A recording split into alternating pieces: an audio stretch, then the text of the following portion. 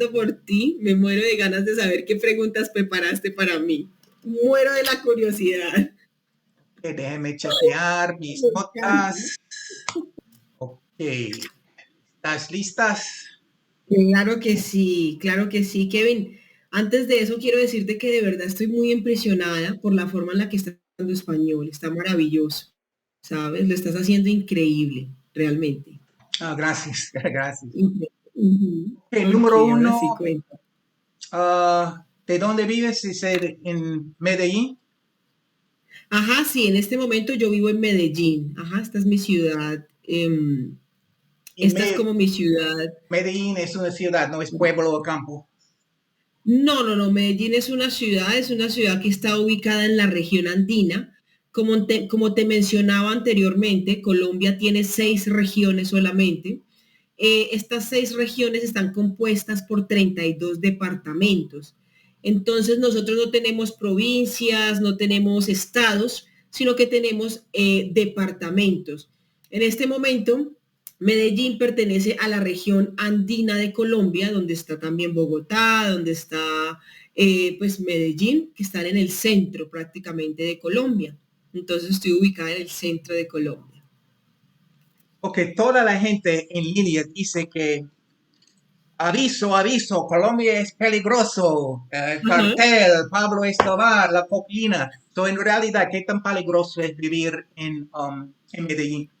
Ok, me encanta esa pregunta. Bueno, básicamente te voy a contar algo. Mira, en el año 1898, perdón, 1989, Colombia tuvo una de sus peores épocas a nivel de narcotráfico, porque en este tiempo estaba en auge, es decir, estaba en pleno furor o poder.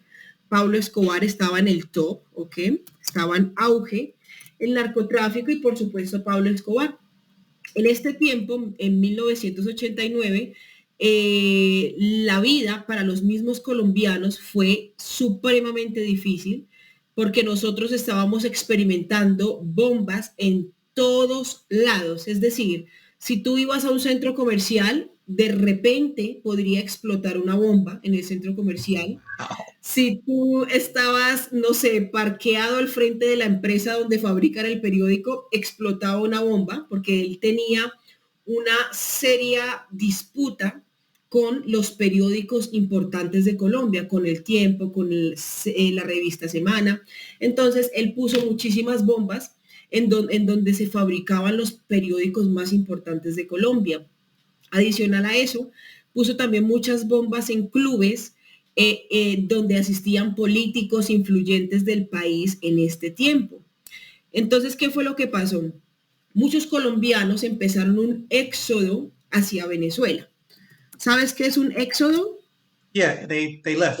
Salió. Exacto, exacto. Entonces empezaron una salida masiva hacia Venezuela, ¿sí? Para poder protegerse, buscar asilo político, buscar una mejor calidad de vida para sus familiares, porque Colombia estaba imposible. En este tiempo, muchos de los extranjeros que vinieron aquí eran secuestrados porque popularmente se creía que eran personas prestantes, es decir, personas de dinero, ¿sí? eh, Fueron catalogadas de esta forma por mucho tiempo. Entonces, ¿qué pasó? Ya después de la caída de Pablo Escobar, Colombia empezó pues una época de reconstrucción. Evidentemente fue una época que para nosotros pues nos golpeó mucho nuestra reputación a nivel internacional, ya que se creó esta reputación de que venir a Colombia era peligroso, de que si sales de tu casa te van a robar, te van a matar, te van a pasar muchas cosas. En conclusión, quiero decirte que en los últimos años, yo estuve en la universidad, yo estudié también turismo, lo estudié a profundidad. En los últimos años, Colombia ha invertido muchísimo dinero en turismo, en la reconstrucción del país en general. Con esto diseñó muchísimos tipos de turismo demasiado atractivos para los extranjeros, con el fin de empezar a limpiar la imagen de Colombia. En este momento tenemos más de 1 millón de extranjeros viviendo aquí en Colombia, viviendo, no como turistas, sino que viviendo. ¿Por qué? Porque muchos extranjeros que han venido, que viven aquí en Colombia, se han dado cuenta que Colombia es un país que cuenta con absolutamente todos los recursos naturales, que es un país que no puede envidiarle absolutamente nada a ningún otro país, que adicional a eso la capacidad de inversión es bastante amplia, ya que ofrece muchísima rentabilidad a nivel turismo, a nivel hotelero, a nivel de finca raíz. Entonces es un país que ofrece la posibilidad de inversión muy fácilmente, a diferencia de lo que puede ofrecer los Estados Unidos. Muchas personas vienen aquí para comprar propiedades, muchas personas vienen aquí para establecerse, crear familia, para echar raíces en Colombia. Entonces, en respuesta a esta pregunta, básicamente Colombia es un país maravilloso ahora mismo, es un país que está albergando, como te mencionaba anteriormente, más de 1 millón de habitantes extranjeros. El ingreso de extranjeros se triplicó en un 3%, es decir, eh, tenemos más de la mitad de las personas que ingresaron al país, incluso antes de la pandemia. Es decir, que inmediatamente acabó la pandemia en Colombia, la inmigración, por ejemplo, de extranjeros se multiplicó en un 3% o podemos decirlo en un 30% más. Así que Colombia en este momento está contando con una cantidad de extranjeros que viven aquí que no te imaginas. Adicional a esto, personas que están viniendo aquí por negocios, por turismo y por razones emocionales. Pero vivir aquí en Colombia te puedo decir que es una de las cosas más deliciosas del mundo. Puedes disfrutar de todos los climas, tenemos todos los climas en cada región, contamos con Wait, wait, clima wait, templado. wait. Estás, Dime. you're taking my questions. You're taking my questions. Ok, so so, sorry. Ok, ok. Entonces, ¿qué? bueno, básicamente te lo digo, vivir en Colombia no es peligroso siempre y cuando tú apliques el sentido común. Si tú aplicas el sentido común, vas a encontrar lo maravilloso que es vivir en Colombia. Ok. ¿Qué tiempo Ujú. hace hoy y cómo es el clima durante el año? Ok, como te mencionaba, cada región de Colombia cuenta con un clima totalmente diferente, así que es muy complicado decirte, durante el año tenemos este clima ya que tenemos climas variables, es decir, nosotros no contamos con estaciones. Entonces, como hoy puede ser un día muy soleado, mañana puede ser un día totalmente lluvioso, pero nunca excede el nivel térmico menos permitido, ¿sabes? Es decir, que nunca vas a estar en los extremos de los niveles permitidos que tiene cada ciudad o de los niveles establecidos que tiene cada ciudad. Por ejemplo, en Medellín puedes tener un clima de 26 grados normalmente, que es un clima medio, por eso es conocida como la ciudad de la eterna primavera. Entonces, aquí Oh, normalmente nice. tenemos un clima que es como primavera, pero actualmente en octubre es temporada de lluvia. Entonces puedes tener temporada de lluvia todo el mes de octubre. También puede pasar esto en diciembre, pero sorpresivamente podría cambiar esto a noviembre. Entonces, el clima estándar de Medellín es primavera, si lo asociamos con las estaciones, es primavera, pero en este momento está lloviendo, más sin embargo no hace frío, no hace el frío que tú puedes comparar con Estados Unidos o con algún país de Europa. Es frío, pero es algo igual es muy cómodo, ¿sabes? Ok. No necesitas calefacción, ¿sabes? Ok, so, ¿qué te gusta de vivir en Medellín y qué no te gusta de vivir en Medellín? Esta es una pregunta muy interesante y nunca me la han hecho. Y la verdad, de Medellín me gusta mucho el choque cultural que tú puedes encontrar. ¿Por qué? Hay un choque cultural muy interesante, especialmente cuando tú eres de Bogotá. Bogotá, por ser la capital, es una ciudad muy caótica, es una ciudad que, hablando de valores, no, las personas no tienen muchos valores, es decir, no son personas que pueden aproximarse a ti para iniciar una conversación. Son personas que todo el tiempo están desconfiando de otras personas, sean de donde sean, ¿sabes? ¿Por qué? Porque al ser la capital, es una ciudad que alberga a personas de todas las ciudades, de todos los países, y no hay ningún tipo de patriotismo, ¿ok? No existe el patriotismo en Bogotá, es una ciudad bastante agitada, es una ciudad caótica, es una ciudad que tiene un sistema de transporte totalmente nulo, es una ciudad que tiene un tráfico devastador, ¿ok? Mm. Entonces, eso te lleva a que tú tengas que salir de tu casa con 2 horas de anticipación para ir a cualquier lugar y de la misma forma regresas 2 horas después, ¿ok? Por el tráfico. Pero cuando tú llegas a Medellín te encuentras con una realidad totalmente diferente. Tienen un sistema de transporte totalmente eficiente que te permite llegar en menos de 20 minutos a cualquier lugar. No importa si estamos hablando de extremos de la ciudad. Es el metro más limpio de toda Latinoamérica. Adicional a esto, la calidad humana de las personas es impresionante. Son personas que saludan al estar en espacios cerrados contigo, al solicitarles algún tipo de ayuda para desplazarte a algún lugar. Son personas que son muy cálidas, que nunca están pensando en que tú tienes una doble intención al acercarte. Entonces son personas muy abiertas que al mismo tiempo influyen en tu forma de pensar.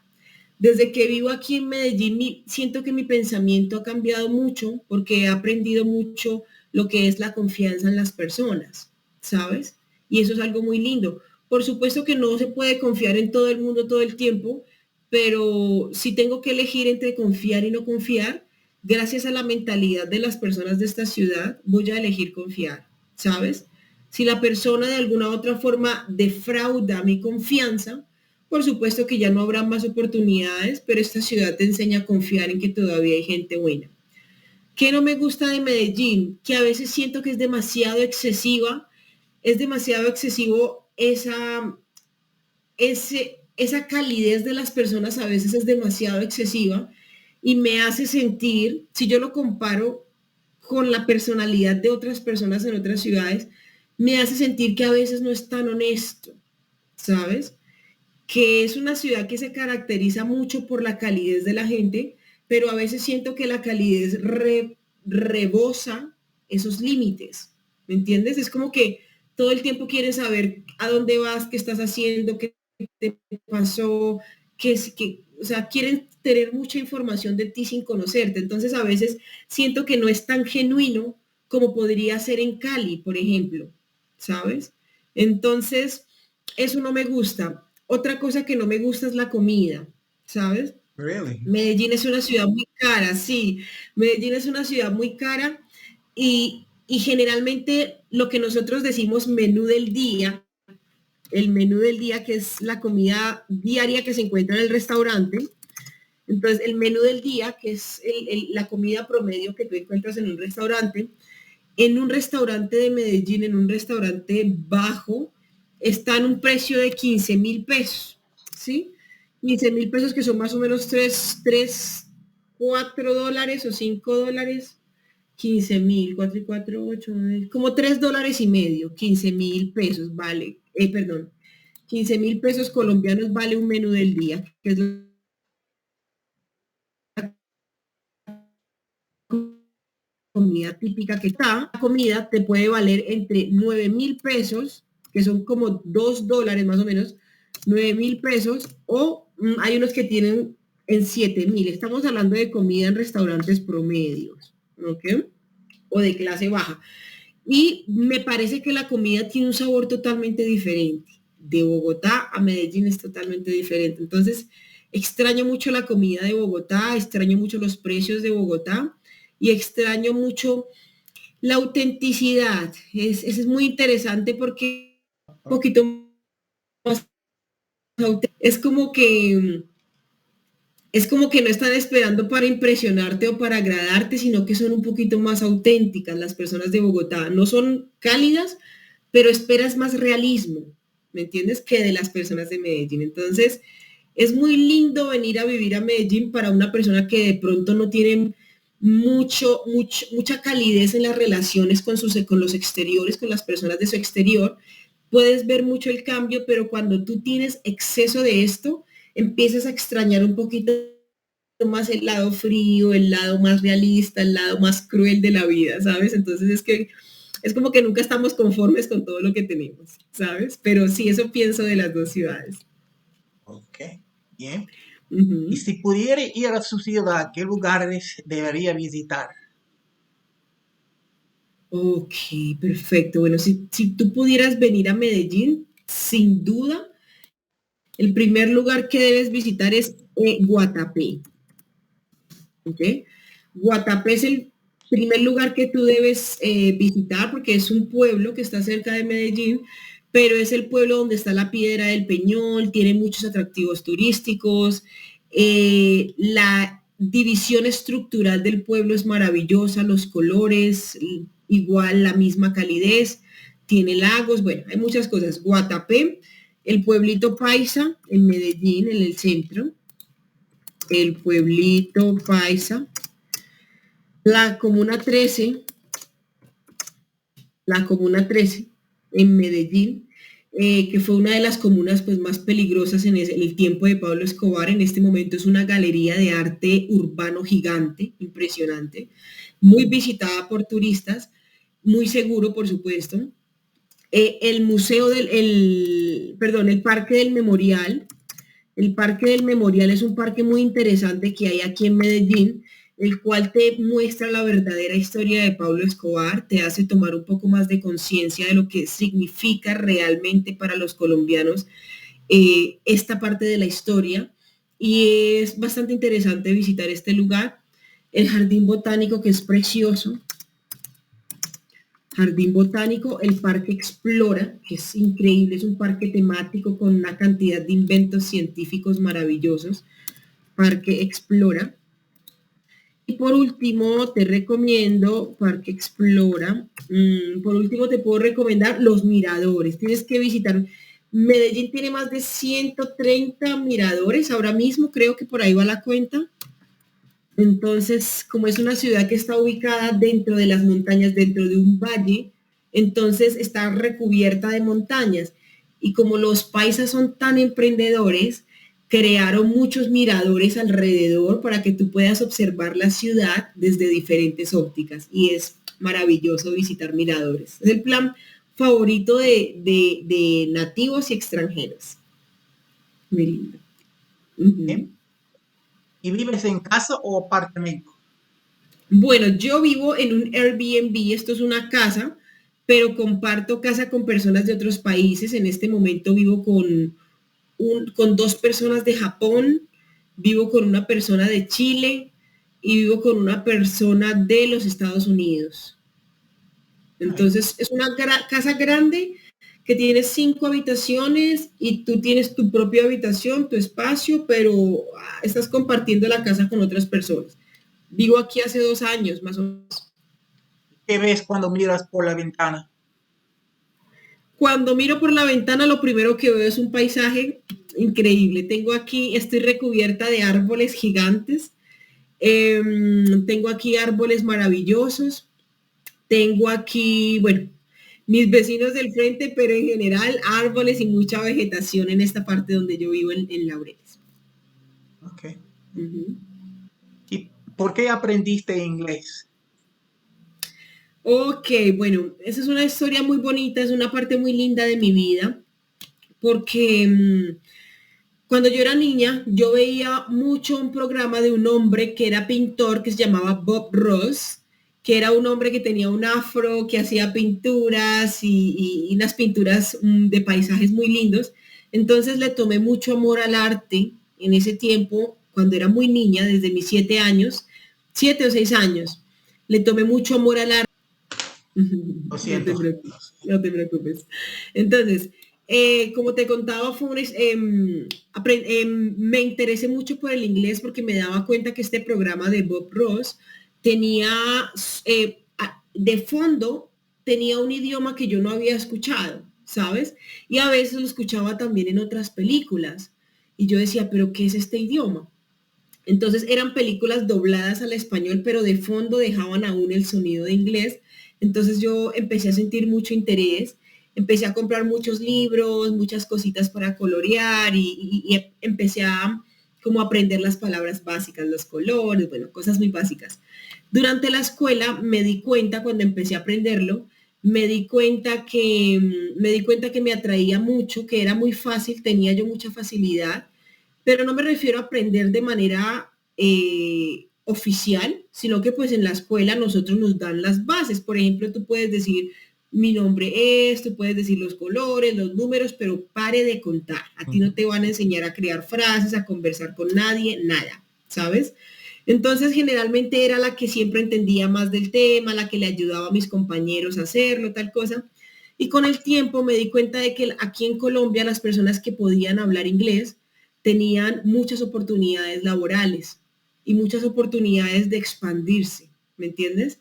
Entonces empecé pues también a viajar a diferentes ciudades de Colombia, me encontré con muchos extranjeros, también tuve un novio de Inglaterra y entonces a raíz de que esa relación fue terrible porque no hablábamos el mismo idioma, me propuse mejorar, me propuse aprenderlo y empecé a aprenderlo por mí misma y al final ahora pues ya tengo conversaciones, por supuesto aún cometo errores, pero lo hice y lo estoy haciendo y me hace muy feliz haberlo hecho, haber tomado esa decisión, ¿sabes? ¿Qué son sus herramientas favoritas?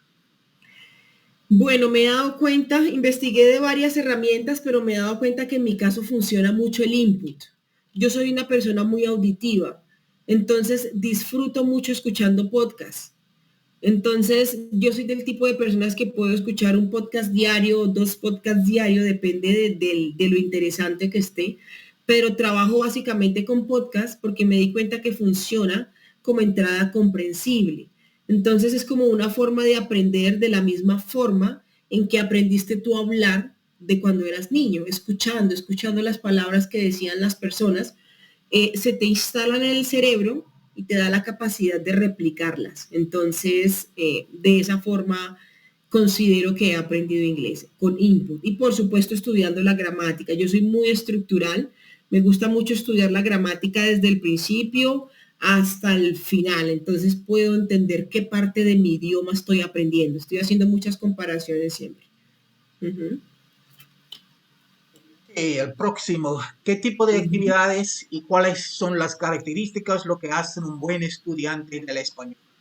Ajá, perfecto. Esas preguntas están muy bien estructuradas. Thank you. Muy bien ¿Cómo las preparaste? ¿Usaste tu traductor o las preparaste de lo que tú sabes? Um, la mayoría son fáciles y Ujú. sí, los difíciles. Si necesito traducir algo, me gusta SpanishDict.com. Ah, ok, muy interesante. Ok, no, muy interesante. ¿Puedes repetirme la pregunta, por favor? Um, ¿Qué tipo de actividades y cuáles son las características lo que hacen un buen estudiante del español? Perfecto. Bueno, lo que para mí lo principal que para mí la característica más importante que debe tener un estudiante de español o de cualquier idioma en específico es la humildad, ¿sabes? Ser humildes con tu proceso.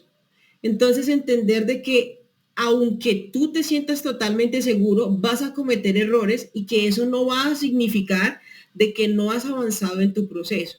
Entonces, para mí lo más importante que una persona debe tener es la humildad para reconocer que aunque va por un buen camino, se va a devolver, va a retroceder en algún momento o va a sentir que no lo está haciendo tan bien, pero va a tener la capacidad de continuar. Entonces, para mí la humildad es una de las cosas más importantes. La consistencia, ¿sí? Mm. La consistencia definitivamente es lo más importante. El realismo, ¿sí? La persona debe ser totalmente realista para entender de que la cantidad de español que estudia no es proporcional o no le va a permitir tener cierto grado de conversación, ¿me entiendes? Entonces, para mí, aprender de manera realista es bastante importante. Lo otro que una persona o un buen estudiante debe saber y es que debe respetar mucho su proceso. Debe tener mucho respeto hacia su proceso y jamás debe compararse con nadie, ¿sabes? No puede comparar su proceso con nadie. ¿Por qué? Porque como se lo explicaba a otro de mis estudiantes, yo te podría decir que lo que me ha funcionado a mí son los podcasts, pero resulta que tú no eres una persona auditiva. La audición no tiene ningún efecto en ti. Entonces, nos damos cuenta que los procesos son totalmente diferentes. Entonces, lo que un buen estudiante debe tener es mucho respeto hacia su proceso y, por supuesto, tener muchísima paciencia con él mismo. Ok, dijiste consistente. Por Ujú. favor, dame una recomendación de consistente, like, cuántas horas cada día, cuántos días a la semana. Ajá, perfecto. Bueno, te voy a dar esta recomendación antes poniéndote un ejemplo de mi propia vida. Mira, cuando nosotros vamos al gimnasio, nosotros empezamos a ver en el gimnasio cuerpos increíbles, de personas increíbles, o sea, que se ven físicamente muy increíbles. Pero al indagar un poco, tú te das cuenta que esas personas han pasado varios años haciendo lo mismo, ¿sabes? Y que no simplemente decidieron como, ok, quiero tener mis piernas más grandes y mi cintura más pequeña, solo voy a trabajar en mis piernas y en mi cintura durante todo el tiempo. No pasa. ¿Por qué? Porque al final del día te vas a dar cuenta de que sí, lograste lo que querías, pero ahora tu cuerpo se ve muy extraño. ¿Entiendes? Porque no trabajaste las otras áreas. Entonces, ¿qué pasa? Muchas personas sienten que al estudiar por muchas horas o por mucho tiempo, generalmente van a avanzar mucho más rápido y posiblemente esto pase, porque si tú tienes una buena capacidad de memoria, esto va a pasar inevitablemente, ¿sí? Pero ¿a qué me refiero yo? A que generalmente cuando nosotros hablamos de consistencia, debemos estudiar un idioma de forma consciente. ¿Qué es consciente? Yo no puedo decirte, hoy me aprendí 200 verbos, hoy estudié 200 verbos, y si tú me los preguntas mañana, yo los voy a recordar, porque eso no va a pasar. ¿Me entiendes? ¿Por qué no va a pasar? Porque realmente estuve metiendo mucha información a mi cerebro. ¿Sabes? Entonces el cerebro se cansa. Entonces ahí ya empieza a llegar la frustración y empezamos a decir, no, no, no tengo tan buena memoria, no soy tan bueno, tal cosa. Para mí es mucho más valioso que una persona se aprenda en un día 10 verbos que 200 verbos, ¿sabes? ¿Por Sí. qué es mucho más valioso? Porque si yo le pregunto esos 10 verbos mañana, esa persona me los va a decir.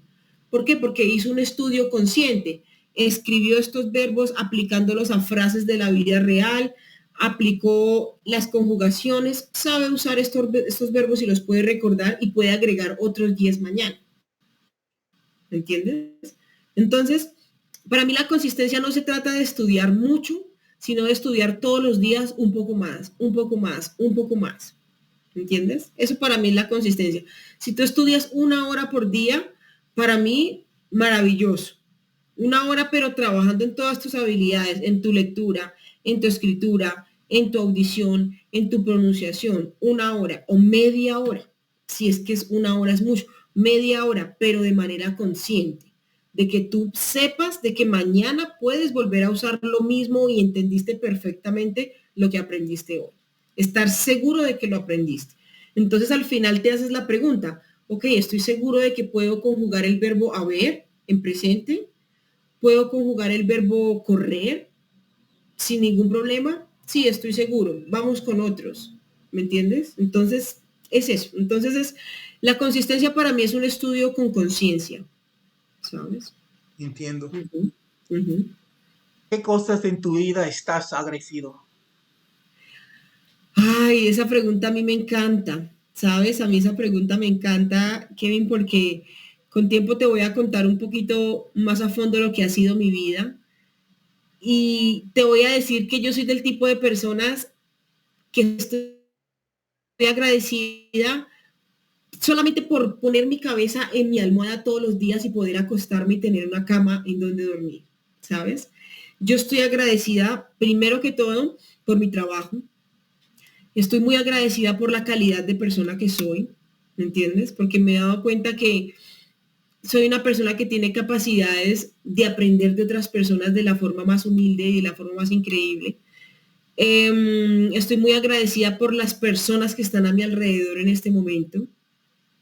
Estoy muy agradecida por todos los beneficios que tengo como colombiana, porque ser colombiano, vivir en este país con un salario mínimo no es posible. En este momento yo no estoy en ese porcentaje de colombianos. estoy en una posición bastante diferente y realmente estoy muy agradecida por eso. Estoy muy agradecida por esto, por tener las cosas básicas, por tener comida en mi nevera, por tener una cama, por tener aún a mi madre viva, por ser un ejemplo para mi familia y por ser la profesora que soy para mis estudiantes, porque me hacen sentir amor todos los días, de diferentes formas, ¿sabes? Y eso no es como tan común, ¿sabes? Entonces sí. Ok, bien. Bueno, Ujú, bueno. Tengo un conocido dominicano. Él me dijo ajá, que yo no soy americano. ajá, Soy norteamericano, soy estadounidense. ¿Qué dices? ajá. ¿Estás de acuerdo? Sí, realmente estoy de acuerdo porque es que América generalmente incluye a países latinos, ¿sabes? Norteamérica es Estados Unidos. Entonces, técnicamente deberías decir soy norteamericano o soy estadounidense. Entonces, América, si yo digo soy americana es porque soy de Latinoamérica, ¿entiendes? Entonces, básicamente se han apropiado, o la historia se ha apropiado de este concepto, y cuando una persona es de los Estados Unidos, es mucho mejor o más válido decir soy norteamericano o soy estadounidense, que soy americano, ¿entiendes? Tocarlo, ¿sabes por qué? Porque me pasó algo muy interesante. Hace 3 días tuve una clase con un estudiante y el estudiante me dijo, bueno, yo le pregunté pues que por qué él estaba estudiando español y él me dijo que porque él quería saber todo lo relacionado con sus raíces afro. Y yo dije, ¿afro? Era blanco, era rubio Mm. y me dijo con mis raíces afro. Y yo le dije, o sea, yo quedé, o sea, yo no sabía qué hacer, te lo confieso, o sea, yo no sabía qué decirle. Obviamente yo no me quedé callada, pero con respecto a lo que él me estaba afirmando, yo no sabía qué decirle, porque es que las personas se denominan a ellos mismos de una forma muy interesante, ¿me entiendes? Entonces, él me dijo, es que yo soy afro. Y yo le dije, ¿cómo? O sea, bueno, maravilloso, ¿me entiendes? Pero yo quedé como, wow, o sea, esto es impresionante. Entonces, por esa razón yo trato de no enfocarme tanto en ese tipo de temas porque las personas se denominan a ellos mismos de diferentes, digamos, partes o regiones o de diferentes zonas, ¿me entiendes? Del país. Entonces, hay personas que me dicen, no, es que yo soy mexicano. ¿Por qué? Porque me gusta mucho la música mexicana, me siento identificada con la cultura mexicana. Ah, pero ¿conoces México? No, para nada. ¿Entiendes? Sí, Entonces, siempre es como que existe un poquito de controversia con eso, ¿sabes? nadie en este país dice estadounidense, pero es interesante Ujú, porque um, nunca yo digo soy americano, siempre digo ujú. soy de Nueva York y toda la gente Ajá, entiendo, pero por nadie supuesto. entiende. So, bien. Ujú, por supuesto. Entonces, no, Kevin, la verdad quiero decirte que estoy muy emocionada de haberte conocido, estoy muy contenta. Espero haber podido espero haber podido ayudar, espera, perdóname, espero haberte podido ayudar, ¿ok? Con algunas de las inquietudes que tú tienes. Estaría emocionadísima de tenerte en mi clase, de poderte mostrar un poquito más del realismo latino. Y nada, maravillosa y siempre abierta a todas las inquietudes que tengas.